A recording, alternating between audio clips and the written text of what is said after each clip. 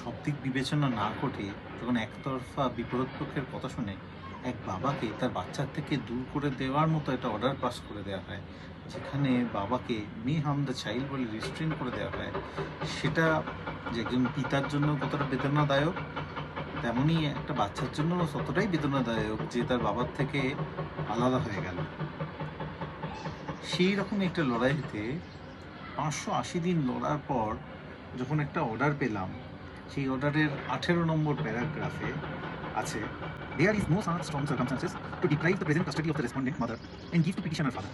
Welfare of the child demands that she should be in the custody of respondent mother, but at the same time, material brought on record also show that petitioner was also having good bondage with the daughter when they were residing together. In the same circumstances, the court is of the view that the interest of the minor would be best served if she continues to stay with the respondent mother, but with sufficient access to the petitioner father to visit the minor at frequent interval, which is in the best interest of the child."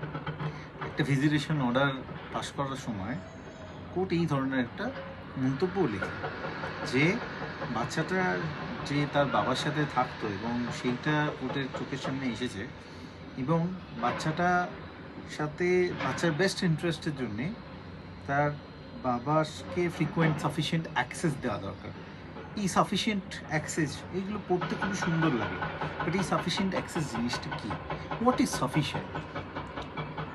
মাসে 2 দিন 2 ঘন্টা কি sufficient, নাকি কথাটা আলাদা কোনো মানে আছে? এই কথাটা লেখার ফলে আমরা কি আমাদের বাচ্চাদের সাথে দেখা করতে যেতে পারবো?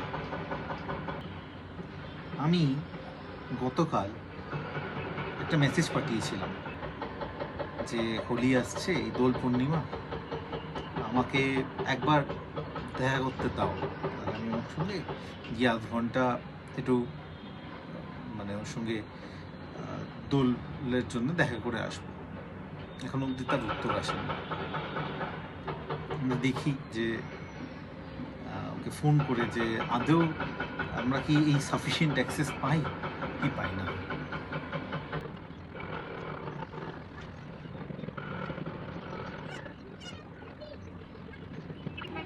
నెట్వర్క్ కవరేజ్ ప్రాంతానికి వెలుపల ఉంది. దయచేసి కొంత సమయం తర్వాత ప్రయత్నించండి. Number you're trying to call is out of network coverage area. Please try after some time. বলছে নেটওয়ার্ক কভারেজের বাইরে। দেখা যাক, আমরা একটা অন্য নম্বর থেকে একটু করার চেষ্টা করে দেখি।